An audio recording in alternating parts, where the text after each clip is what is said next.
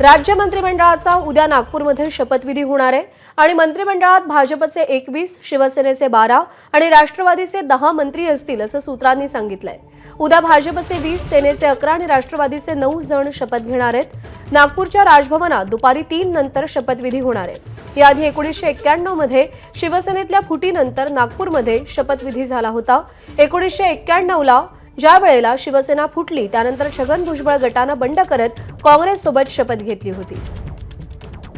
अजय माने आपले प्रतिनिधी सध्या आपल्या सोबत आहेत। अजय, 33 वर्षांनंतर मंत्रिमंडळाचा शपथविधी नागपूरमध्ये होतोय, कशी तयारी करण्यात आली आहे नागपूरमध्ये आणि कोणाकोणाची वर्णी लागेल अशी चर्चा? प्रज्ञा, जसं तू म्हणालीस 33 वर्षानंतर नागपूरच्या हिरवळीवर जो आहे तो हा संपूर्ण शपथविधी जो आहे तो पार पडताना आपल्याला पाहायला मिळणार आहे।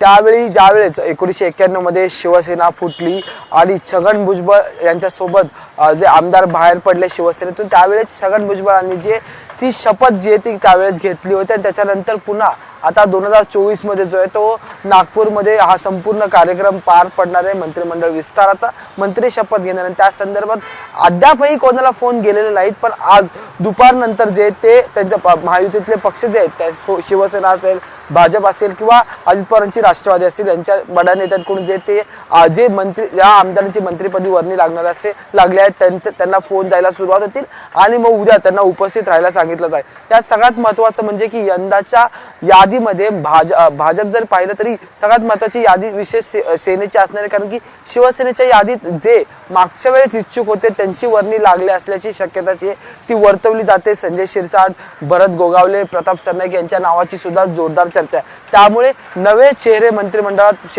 शिवसेनेकडून पाहायला मिळतील, तर जुन्या चेहऱ्यांचा पत्ता कट होईल का अशा चर्चा ज्या आहेत त्या रंगलेल्या आहेत आणि अशी शक्यता सुद्धा वर्तवली जाते। तसेच अजित पवार गटाकडून जर पाहिलं तर 9 आमदार जे ते मंत्रिपदाची शपथ घेणार आहेत, तर राज्यमंत्री पदासाठी जे ते इंद्रनील नाईक आणि सना मलिक यांच्या नावाची सुद्धा चर्चा असल्याची पाहायला मिळते। भाजपकडूनही अनेक नावांची चर्चा आणि भाजपकडून सगळ्यात महत्त्वाचं म्हणजे की 19 मंत्री आमदार जे ते मंत्रिपदाची शपथ घेणार आहेत फडणवीस यांना पकडून, त्यामुळे त्याच्यातही नवे फेरबदल झालेले असल्याची माहिती सुद्धा समोर येताना पाहायला मिळते। त्याच पार्श्वभूमीवर आता खरं तर एक ऐतिहासिक पुन्हा एकदा रिपिटेशन होताना आपल्याला पाहायला मिळणार आहे, कारण की 1991चा त्यावेळेचा संपूर्ण शिवसेनेचा काळ होता, उभरता काळ, आणि त्याच वेळेस छगन भुजबळांनी बंड केलं होतं आणि त्याच्यानंतर त्यावेळेस ते काँग्रेस सोबत गेले होते। आता शिवसेना, भाजप आणि राष्ट्रवादी हे आमदार ही युती जी आहे ती आहे आणि त्यांचा शपथविधी सोहळा जो आहे तो हा संपूर्ण नागपूरच्या राजभवनावर पार पडणार आणि त्यासाठीची तयारी लगबग जी आहे ती सुरू झालेली पाहायला मिळते। प्रज्ञा, अजय, धन्यवाद दिलेल्या माहितीसाठी। अपडेट जाणून घेत राहू। एबीपी माझा, उघडा डोळे बघा नीट।